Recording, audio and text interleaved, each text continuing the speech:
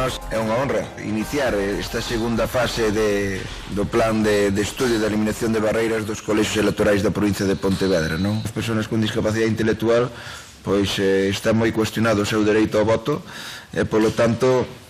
debemos de dar pasos para que isto se normalice e que cada un teña a libertad e a facultade de exercer ese dereito como calquer outro cidadán. En esta segunda fase vai dirixida a concellos que teñen